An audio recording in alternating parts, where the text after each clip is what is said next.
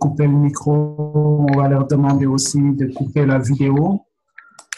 Au passage, comme souvent au Sénégal ou en Afrique, la connexion n'est pas top. Donc, ça nous arrangerait que tout le monde éteigne par défaut son micro et son écran, ce qui va nous permettre d'avoir une meilleure communication. Donc, on l'a dit, cher, hein, n'hésitez pas si vous voulez poser une question, vous pouvez lever la main. On va s'efforcer de répondre au fur et à mesure aux questions. Donc, je pense qu'il est 18h01. On va laisser encore quelques minutes aux gens qui vont nous rejoindre avant de commencer. Donc, s'il y en a qui veulent prendre la parole, dire un petit bonjour, on vous écoute. Bonsoir, peut-être suivant là. Allô, oui. Salut les gars, ça va, vous allez bien? Salam alaikum, Majid, comment tu vas? Yeah, ça va très bien. Ben, juste pour dire un petit hello à tout le monde, donc impatient de suivre un peu la présentation et Merci, voir un peu Majid. les nouveautés et puis voilà quoi. Donc c'est ça. Et regarde, qui d'autre est dans la place? Ne soyez pas timide. Le temps que les gens nous rejoignent, dites-nous un petit bonjour. Alors, bonjour les gars, comment ça va? Bonjour. À qui est l'honneur? C'est Ngor Badou depuis Kounoun, Bambilor. Enchanté, monsieur Ngor. Allez, soyez le bienvenu. À tout à l'heure. Merci mon frère. Enchanté. À qui est l'honneur? Amadou Sy, Mauritanie. Enchanté, monsieur Sy. Soyez le bienvenu. Salut. Salam alaikum, c'est une voix que je reconnais là. C'est qui? Ali Amsi, PID. Ah, comment ça va? Ça va bien. Ça va. Alhamdulillah, tranquille. Soyez le bienvenu. Merci. Donc, comme je disais, si on peut couper les caméras et le micro aussi, donc je pense que ce sera cool. Donc, sans plus tarder, le temps que les autres nous rejoignent, bienvenue encore. Si vous m'entendez, dites-le moi. Si vous ne m'entendez pas, écrivez-moi sur le chat. Au cas où il y a des soucis, j'espère que tout le monde voit mon écran. Comme cette session est censée une session de travail, donc on privilégie plus une démonstration en action. Ce ne sera pas une présentation comme vous avez l'habitude de voir, donc on va plus essayer de déployer le dashboard en un temps record. Donc, n'hésitez pas si vous avez des questions au fur et à mesure que je vais avancer. Donc, pour une brève présentation sur la photo, c'est bien moi. Donc, pour ceux qui ne me connaissent pas, mon vrai nom, c'est bien Mamadou Diagne. J'ai un pseudo, c'est un de mes pseudos, Genova. J'en ai d'autres sur les réseaux, Tofi, etc. Donc, j'habite au Sénégal. Je travaille avec Africtivist depuis sa création. Donc, je suis un des membres. Je suis plutôt sur le volet des données. Je travaille très souvent sur tout ce qui est Open Innovation, Open Data, etc. Donc, sans plus tarder, ce qui nous amène ici aujourd'hui, c'est cette épidémie. Effectivement, c'est triste de voir qu'une maladie attaque la Terre, mais quand il y a des choses qui sont aussi tristes et en nombre de morts énorme, c'est le moment pour nous, êtres humains, d'apporter le meilleur de nous-mêmes. Donc moi, ou nous, en tant que travailleurs, ce qu'on peut apporter, c'est essayer de partager le peu d'outils qu'on a pour contribuer, chacun dans nos différents domaines. Donc, pour ceux qui ont raté les autres sessions, c'est pas la première session d'Afrique-Tiviste, c'est la deuxième. Donc, Afrique-Tiviste se compte de partager avec vous régulièrement des sessions pratiques d'échange sur des sujets qui sont censés vous intéresser. Donc, aujourd'hui, je suis censé vous parler du dashboard. Convite. Donc, avant de vous montrer le mien, peut-être vous montrer les dashboards qui sont très célèbres et qui existent un peu partout sur Terre. Donc, celui-là, je pense que vous avez déjà eu à le voir. Donc, c'est un dashboard qui est très célèbre, qui a été réalisé par John Hopkins, et je pense que c'est quelque chose qui a fait le tour de la Terre. Si on zoome sur notre pays, le Sénégal, on pourra se rendre compte de l'évolution de la maladie au Sénégal. Donc, comme vous voyez, après, la limitation de ce dashboard, c'est que c'est quelque chose qui se focalise sur en global. Vous ne pouvez pas avoir un détail sur le pays. Donc, on va y revenir un peu plus tard. Donc, en dehors de ce dashboard, il n'y a pas que celui-là. L'Organisation de la santé aussi a son dashboard. Donc, comme vous le voyez ici à l'écran, sur leur site, vous êtes censé trouver de l'information aussi sur les différents pays. Il n'y a pas une grande particularité. Donc, les dashboards en période de crise, c'est des outils assez logiques de visualisation de l'information. Elles sont plus pratiques parce que dans les cellules de crise, il y a des télés qui sont un peu partout et on peut regarder en temps réel l'évolution de l'information.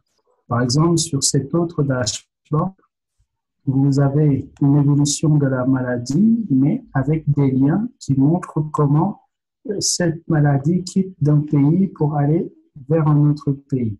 Ne vous en faites pas, je vais repartager tous ces liens avec vous sur le chat pour vous permettre de pouvoir redécouvrir ces dashboards si vous ne les aviez pas déjà vus. Donc, je continue toujours. Les agences de presse aussi, comme le Times, ont leur dashboard, etc. Chacun s'y met. Donc, ça nous ramène à nous, Africains, pourquoi pas chaque pays pouvoir avoir son propre dashboard. Donc, si on prend le cas du Sénégal, si vous suivez la réalité qui se passe dans notre pays, voici une initiative locale qu'on a réalisée pour apporter notre contribution. Ce dashboard se concentre sur le Sénégal et ne s'occupe pas du reste du monde. Donc, quand vous arrivez, vous ne verrez que l'information qui a un rapport avec le Sénégal et rien d'autre. Donc, je vais vous le présenter très vite. Le dashboard s'affiche différemment suivant qu'on est sur un écran comme celui-là. Vous pouvez avoir un affichage mobile en ayant quelque chose qui ressemble à ça.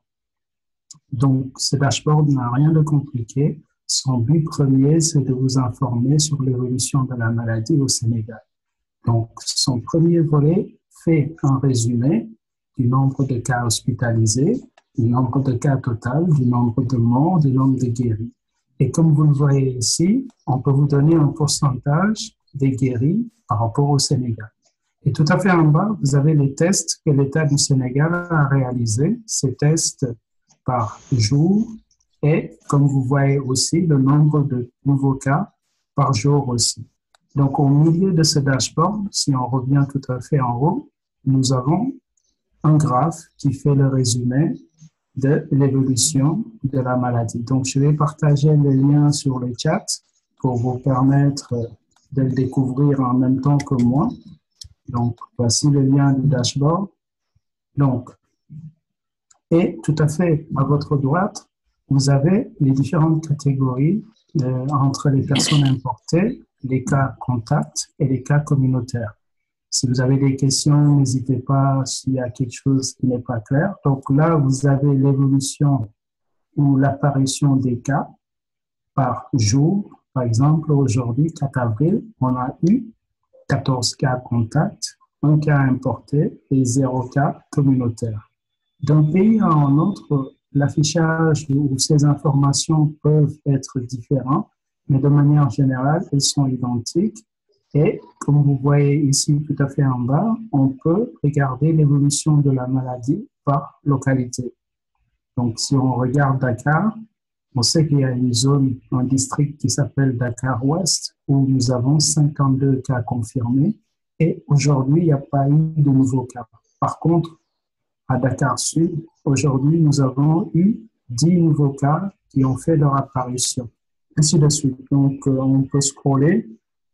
Et si vous descendez, vous verrez que les zones où il n'y a pas de couleur, c'est des zones où la maladie n'a pas encore été recensée dans le Sénégal. Les zones qui sont tout à fait en haut, c'est les zones qui sont pour le moment touchées. Et c'est ce que cette carte est censée illustrer. Donc, n'hésitez pas à couper votre micro. S'il vous plaît, essayez de couper votre micro. Ça nous permettrait de mieux nous entendre. Si vous n'avez pas encore coupé votre micro, faites-le. Donc, ce dashboard qui est là, vous avez la possibilité vous-même de le déployer chez vous, dans votre propre pays, etc., et de le personnaliser ou de l'améliorer. Comment faire? Le code qu'on a écrit ou qui a été écrit pour faire ce dashboard a été partagé sur ce site qui s'appelle GitHub.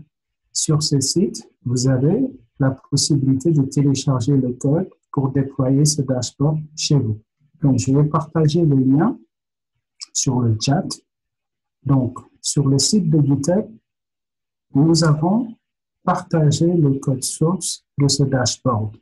Et dès que vous arrivez sur la première page, vous verrez une explication qui vous montre comment installer, comment démarrer, comment administrer, etc.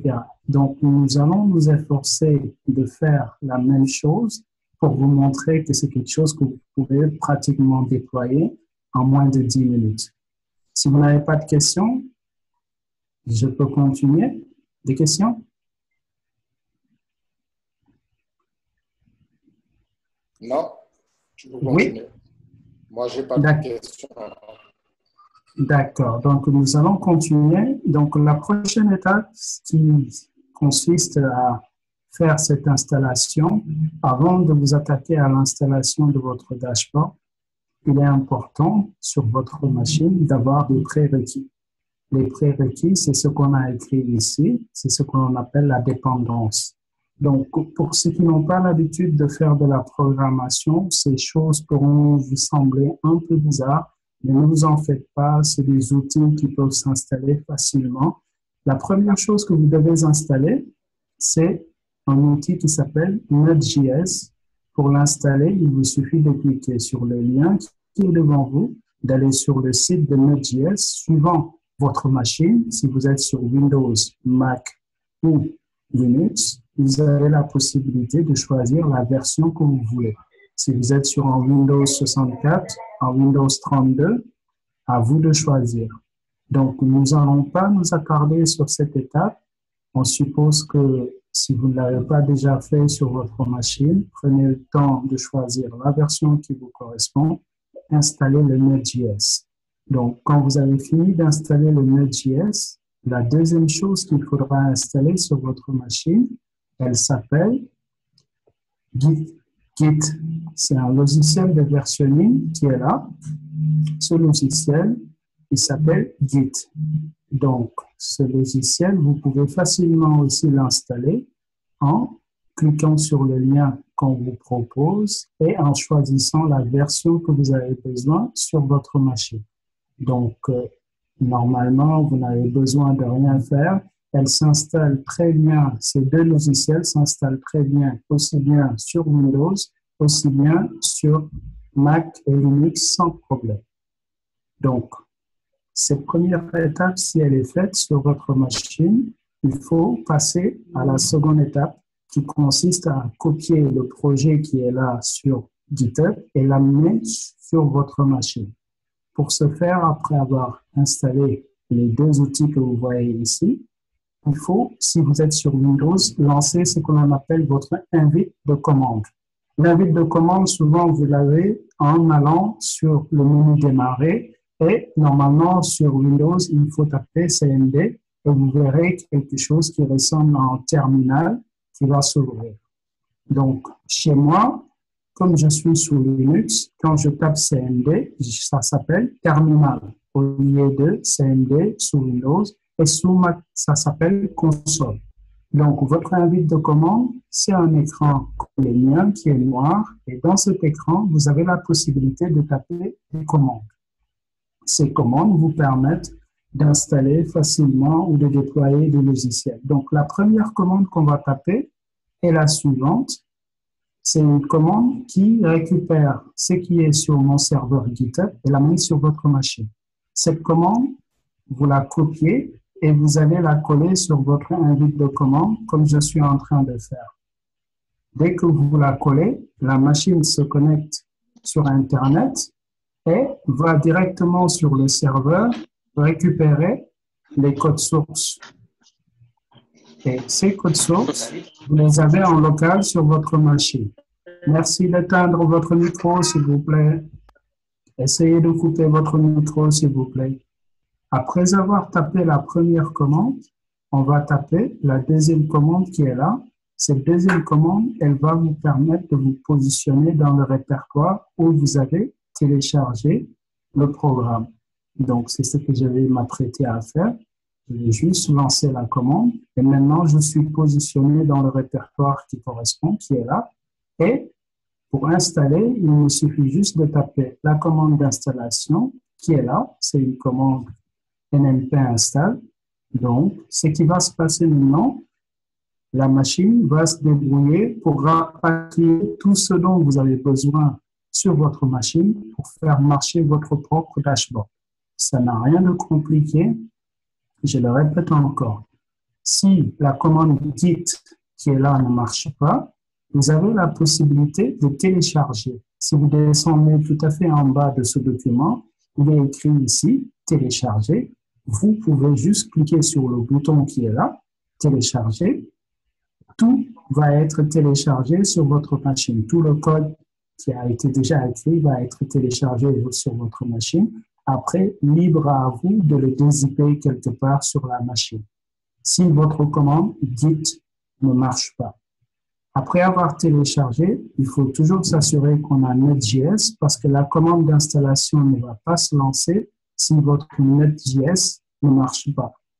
Maintenant que la machine a fini l'installation, elle est là, on me dit que c'est fini, il ne reste plus qu'à passer à l'autre étape. S'il vous plaît, il faut couper le micro. Donc, si vous n'avez pas de questions, on va essayer de passer à l'étape suivante qui consiste à démarrer notre dashboard. Donc, pour démarrer notre dashboard, la commande de lancement du dashboard est la suivante. Dès qu'on tape sur notre machine nmp start, le dashboard vient de démarrer. Sur cette adresse qui est devant vous, l'adresse est la suivante. Regardez bien. Donc, je vais juste cliquer sur cette adresse pour ouvrir mon dashboard sur mon navigateur. Donc, je clique dessus et j'attends gentiment que ça s'ouvre sur le navigateur. Donc, sinon, vous pouvez aussi le taper directement sur votre navigateur comme suite. Et là, vous allez voir le dashboard s'afficher. Donc, ce dashboard est légèrement différent de celui que j'ai montré tout à l'heure. La couleur est légèrement différente, mais les fonctionnalités sont les mêmes. Il n'y a pas une grande chose, il n'y a pas de grande chose qui change et nous allons nous efforcer à chaque fois qu'on a de nouvelles améliorations de les mettre à jour. Donc, on vous a dit qu'il était tout à fait possible de le déployer en moins de 10 minutes, c'est ce qu'on vient de faire. Rien à bloquer.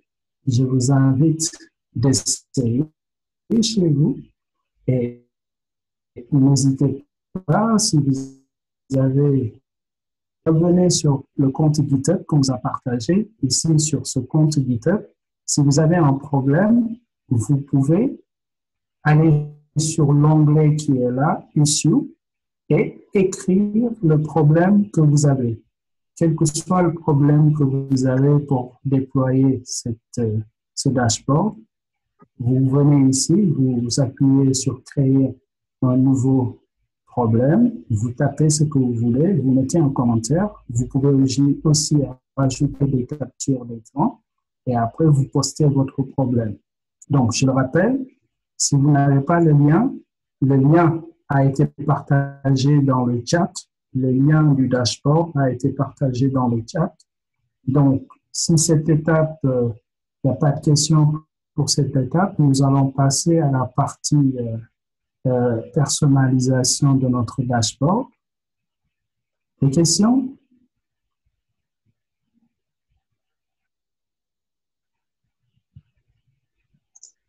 Si vous voulez poser votre question, il vous suffit juste de désactiver votre micro et de parler. S'il n'y a pas de questions, présentez-vous d'abord. Allô, bonsoir. Oui, bonsoir. Diakité Aboubacar depuis Conakry. Bienvenue, monsieur Diakité. On écoute votre question. Donc, je viens tout juste de rejoindre le groupe. Donc, il y a, je ne sais pas trop comment ça se passe le début, mais je ne sais pas si vous pouvez revenir un peu pour que je puisse comprendre comment est-ce qu'on peut. D'accord, monsieur Diakité. La vidéo, donc la session, elle pourrait être partagée après pour les retardataires. Pour ne pas aussi perdre beaucoup de temps, on va laisser peut-être Geno faire un résumé rapide de ce qui a été fait pour tout le monde. Mais après, ne vous inquiétez pas, la vidéo va être disponible et va être postée sur la page d'Afritivist, Inch'Allah. Geno, à toi. Comme l'a dit Cher, oui. Le lien là, il passe pas sur le chat, hein? Je vais remettre le lien parce que ceux qui nous ont rejoints ne vont pas le voir. Je vais le remettre vite fait. Donc, le lien, il est là. Je vais le repartager. Donc, je ne sais pas si je vais partager à tout le monde ou à une personne donnée. Là, je ne sais pas si tout le monde a le lien maintenant. Donc, je pense que cette fois-ci, ça devrait aller. OK. Je pense que tout le monde doit l'avoir maintenant. OK. Donc, comme l'a dit Cher, la session elle est en train d'être enregistrée. On va le republier sur YouTube. Donc, M. Diakité, ne vous en faites pas. Vous pourrez regarder cette session pour voir ce que vous avez raté. La première partie que vous avez ratée, c'était l'installation, comment elle doit se faire. C'est ce qu'on vient de faire. Donc, maintenant, nous allons passer à la partie comment administrer ou comment personnaliser son dashboard. Donc, s'il n'y a pas d'autres questions par rapport à l'installation, est-ce qu'on peut avancer? Ou si vous avez une question, on vous écoute.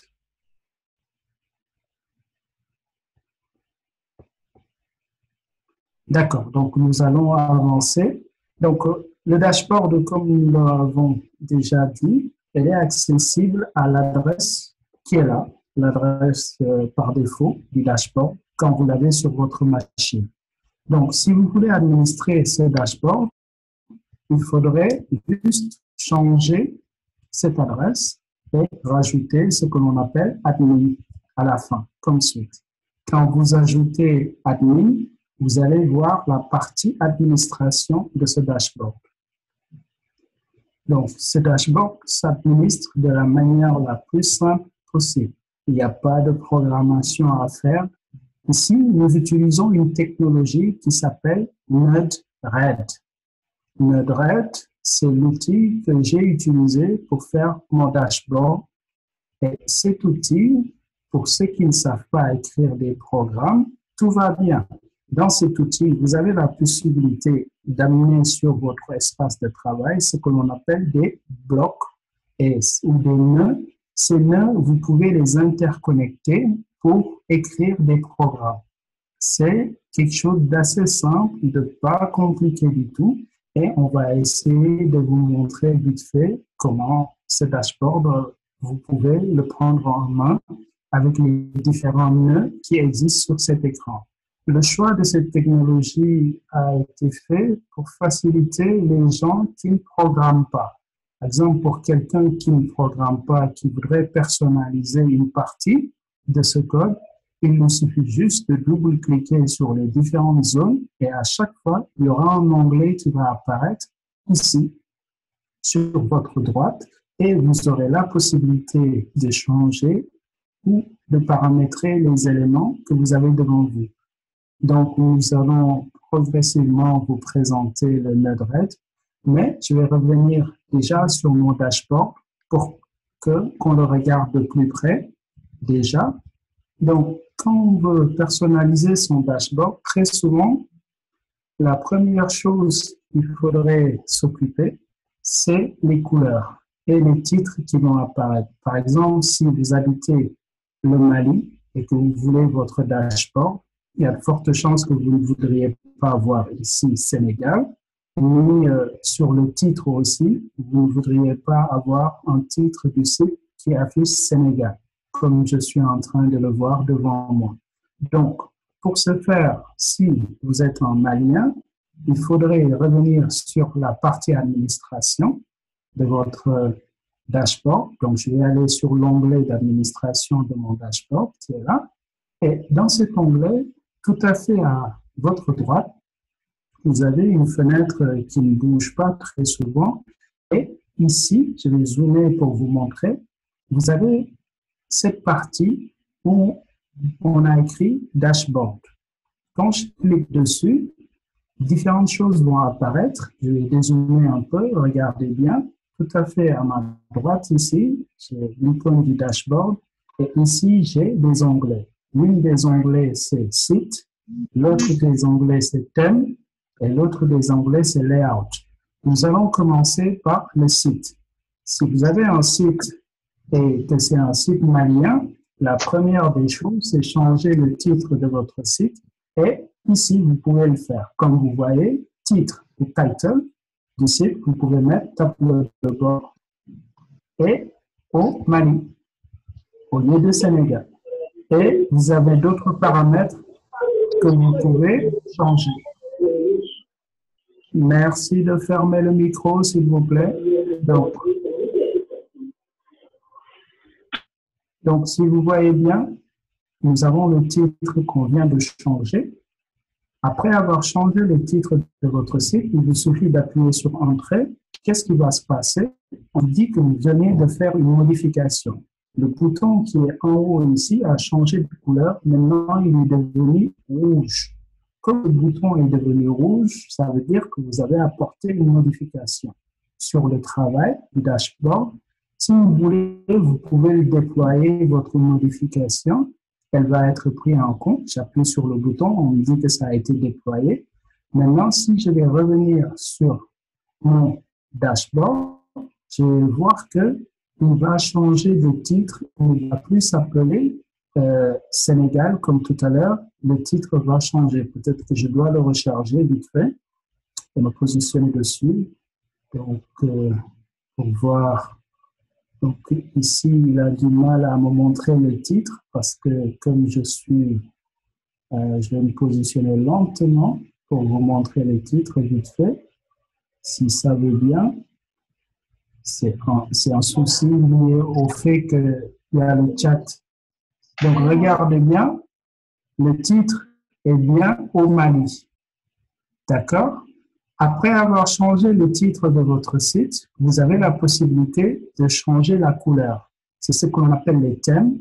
Par défaut, ce dashboard qui est devant vous a différentes couleurs qui vous ont proposées. Libre à vous de venir ici, de choisir des thèmes différents. Les thèmes, il y a le thème blanc qu'on utilise par défaut, il y a le thème noir qui est là. Sinon, vous avez la possibilité d'utiliser, de personnaliser le thème comme vous voulez, en choisissant les couleurs que vous voulez, ou vous avez même la possibilité de construire votre propre thème. Donc, nous n'allons pas nous aventurer à faire quelque chose de compliqué. Comme on est au Mali, je vais choisir une en-tête légèrement verte. Je vais déployer la modification, comme on vient de faire tout à l'heure, et vous voyez automatiquement. Vous n'avez pas besoin de rafraîchir votre travail. Ça se fait de manière directe et automatique.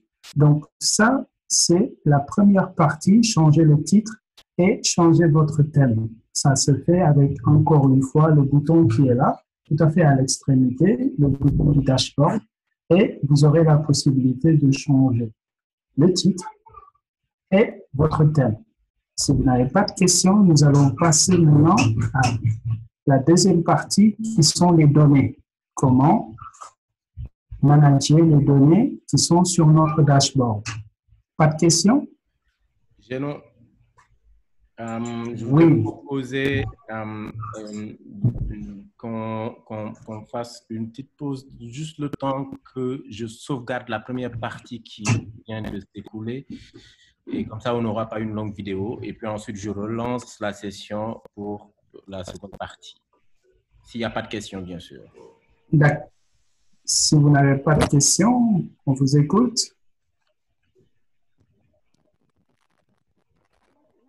Donc, comme il n'y a pas de questions... Oui, allô, oui. Ça va, ça va. Bon, alors. Allô, oui. Une question? OK, donc on reste sur... Il y a Amadou qui voulait parler. Amadou, si, vas-y. Non, je disais que c'est bon, on peut y aller.